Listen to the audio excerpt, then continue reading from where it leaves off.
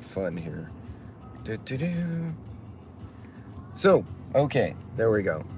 Good afternoon, everybody.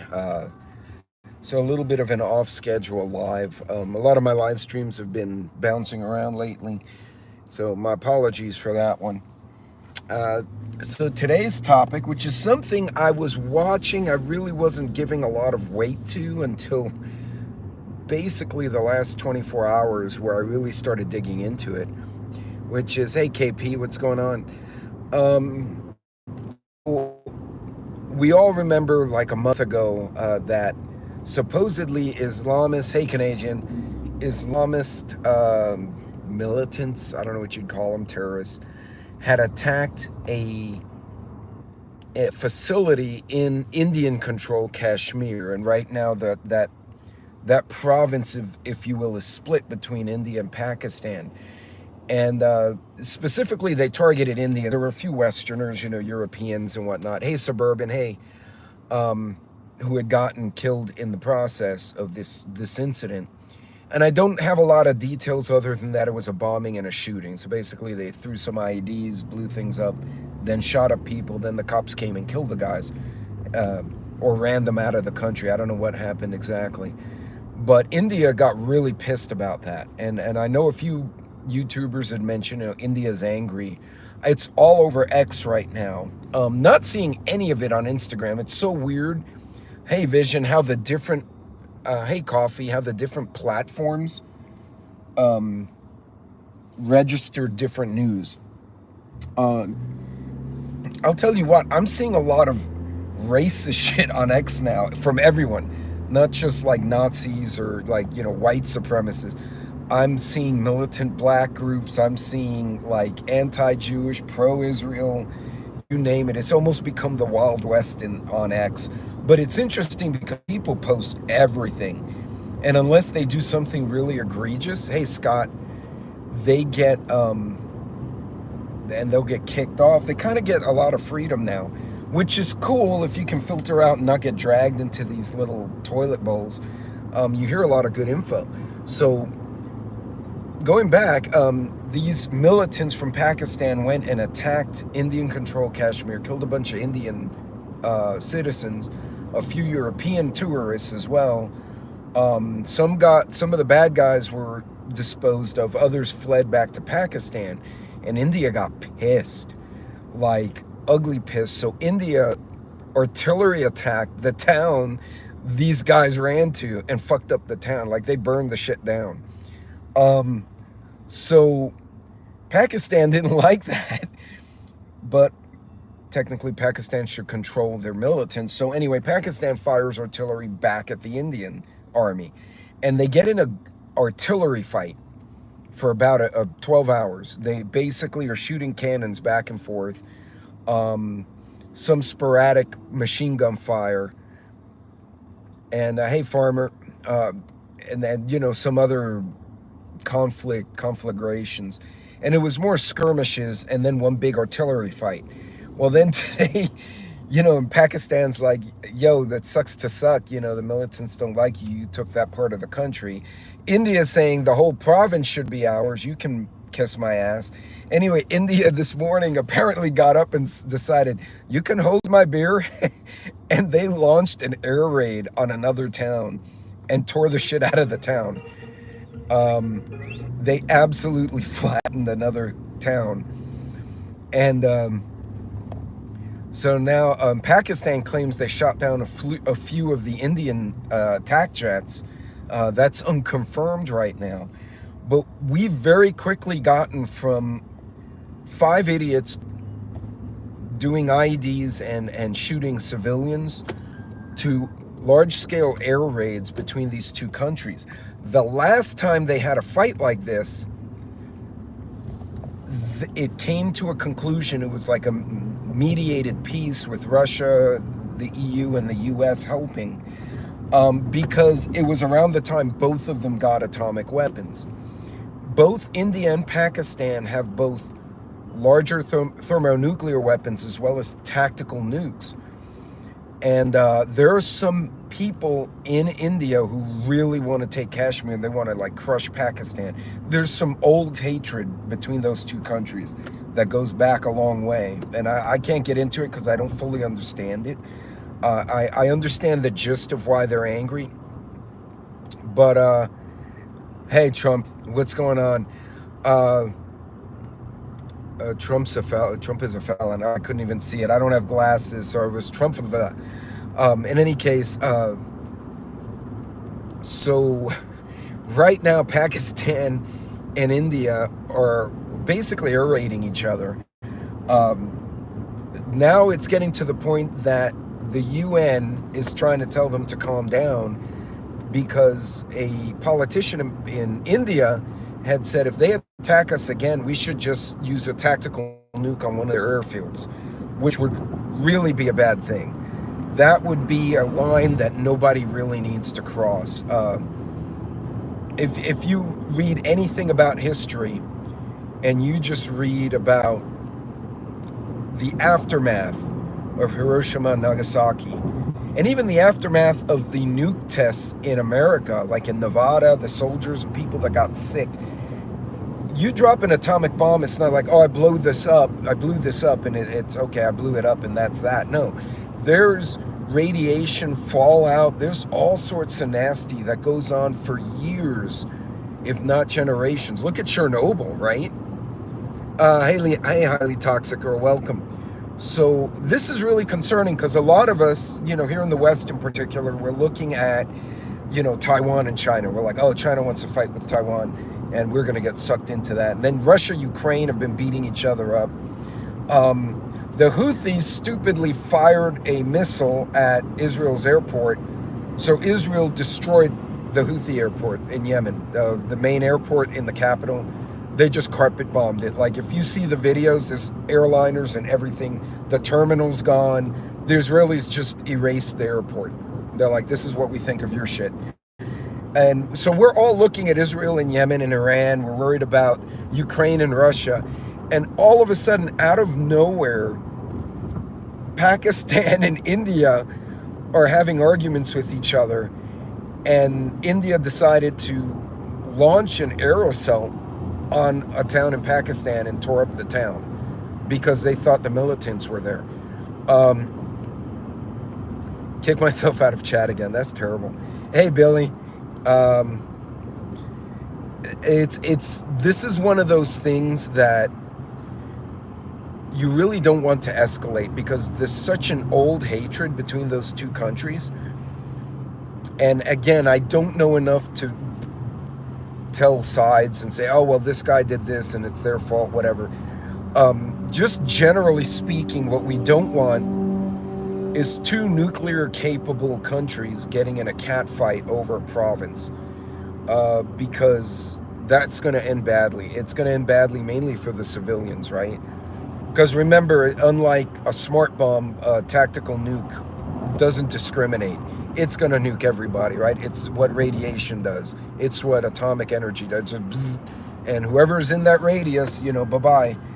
So that's interesting and that's concerning. And then to add to that, one of the Indian parliamentarians actually has gone so far as to say, well, our military's been modernized and upgraded. China has taken whatever land from us. We should just take that back too. That's really concerning to me, and I never really thought about it or paid attention to it, but you got China, India, and Pakistan, all of which are adjacent to each other, all of which have atomic weapons. And we don't want the three of them getting in a fight with each other. Now, what's even worse is that right now, China, and you're not seeing it you're seeing a little on YouTube, a little bit on Instagram. I'm seeing none of it, actually very little on YouTube. I'm seeing it on TikTok and I'm seeing it on X. Now TikTok, because it's Chinese owned, tried to squish it, but I'm seeing a lot of it on X and a bit on Instagram, is the riots going on in China right now. People have lost their jobs because of the tariff war. And hey, Three Legs, what's going on, Joe? China's having a serious problem right now. Economically, they're having a major issue. And what concerns me is Pakistan's having issues, China's having issues, India's now angry at both of them for various reasons. And when countries get into financial trouble, when they get under duress, the leaders tend to overreact. Now, whether it's to distract their public or if it's to just make a point or to maybe get more economic leverage, when countries are in, happened during the 1800s in Europe, it happened just before World War I. The economic issues were the whole reason Germany elected a guy like Hitler to be their leader, is because he was promising to pull them out of this basic financial punishment that Germany was inflicted with after World War I, and that kicked off World War II. Like, all of these things were tied together, and we're seeing that pattern again. You have a lot of overlapping alliances, a lot of countries that are friends with one another, and we were talking about this last night a bit on the Four Horsemen. And well, yeah, Joe, they've had problems for a while, but right now the people are in the streets. There are certain reports and some videos, and these guys are posting these videos on X at the risk of their own life, because if China catches them, they're going to jail. One guy put big banners on one of the bridges in Hong Kong, and that was 2 weeks ago. It was about the financial trade wars, and nobody's seen the guy since. So clearly he went to jail if they didn't delete him. China is looking for an excuse to build their economy. I don't think it's in India's interest to pick a fight with China. I don't think either country is going to come out good. Those are two countries. They both have atomic weapons. They both have large armies. And they are allegedly roughly 1 billion population each. And it's right in the middle of our trade zones. That would be an absolute catastrophe for everybody. Like, US and Russia wouldn't even have to touch that. We'd be like, no. I almost feel like the world has become a rowdy bar, right? Like, there's a bar in Israel, and Israel and Iran are over there arguing at the table. Ukraine and Russia are getting thrown out by the bouncer, and then Pakistan just went over and punched India while he's having his drink. It's just surreal seeing these countries in today's day and age with communications where leaders can just call each other. And we're on the verge of countries going and carpet bombing each other. Hey, Hudson. So, folks, pay a little bit of attention to India and Pakistan, and more importantly, India and China, because I think China right now is under a lot of financial stress as a nation, probably more so than Russia. And because Russia's gone through long wars before, like, Russia knows this. They know this long game of battle. So whether you like or don't like Putin, he's not stupid, and the people he's around are not stupid. But I wonder if, trying to save face, China may overreact to something India says or does, because India's pissed off at Pakistan. I don't know what to make of that weird dynamic, but it does concern me, because my big fear is you're going to have countries who are nuclear capable, who have substantial size militaries, are going to go after each other. And that's not going to help anyone. You think the inflation and the cost of goods on Amazon is bad now. Imagine those three countries getting in a catfight with each other.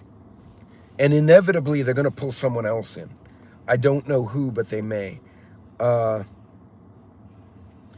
thank you, Don. So, hey, Hudson. No, yeah, they need to deal with their shit. I don't want my sons or any of your sons or nieces or nephews going to fight a war we have no business in. What worries me more is that they're going to attack each other and provoke things, and it's going to really disrupt the global trade and supply chains, and then it's really going to be ugly. So I'm going to keep an eye on that. I encourage all of you who are creators or who like to pay attention to this kind of stuff. Hey Don, hey Neil, Mr. Mike, what's going on? Pay attention to how that plays out. Now, hopefully, India and Pakistan, they've had several skirmishes before, so it's more than likely they're going to beat each other up for a while, and then they're going to be like, okay, that's enough of that. We need to calm down. But there's a lot of inflammatory things being said and provocations being done. I don't think I've heard of India doing basically bombing runs on Pakistan in a very long time, and that was a really surprising escalation for me. And I need to educate myself more on the history of those two countries and why they've got this beef with each other. But it's important for us to keep those kind of situations in mind. None of us can control anything, right? We can't control India and Pakistan. That doesn't serve any purpose, worrying about that. What concerns me is how would it affect supply chains, right? Because if China is a source of electronics and all this stuff that we're now seeing the tariffs affect the pricing of, India is the country we're going to try and move stuff to, and now they're getting in fights with China. How's that going to affect electronics? How's it going to affect food? How's it going to affect fuel? There are a lot of questions, a lot of levers could get pulled if things get out of hand. Oh no, Neil, that's, yeah, when I started the discussion, that's exactly, I'm talking about the larger history, but yeah, that's when I started the video, that's what I started with, was that Pakistani militants came and executed an attack on India, and India basically shelled the shit out of the town the militants had gone to and flattened it, and then they had an artillery fight. Yeah, I mentioned that. This is where I was leading to, is how that can escalate into a larger issue. And okay, thanks, Coffee. Yeah, another dummy. Could the government be trying to get them to fight to break up BRICS? It wouldn't surprise me. That would be an interesting theory. Hold on, I'm looking back here. The chat jumped on me, and so I missed a few things, so my apologies if I'm not seeing your comments. Okay, well, anyway. So, folks, this is a good time to evaluate, okay, what do I buy that comes from China, Pakistan, or India? Pakistan and India, we used to see a lot of products from them 10 years ago, not so much now. Now it's mainly China. Oh, Hudson, I don't know. If I do the vertical, I get TikTok trolls. Like, all these dumbasses come in here. But if I turn it sideways and do the long format, I don't see them. It's something with the algorithm who jumps in. Still trying to suppress. Hey, Dawn. Hey, Tiger. So, yeah, folks, pay attention to that. Yeah, true, Dan. So, like rice, tea, there are a few other products they make there that India is known for. So these are the kind of things you want to ask yourself, okay, do I have enough rice product? Do I need to maybe get one more bag and have storage? Do I need to Mylar bag the stuff, whatever?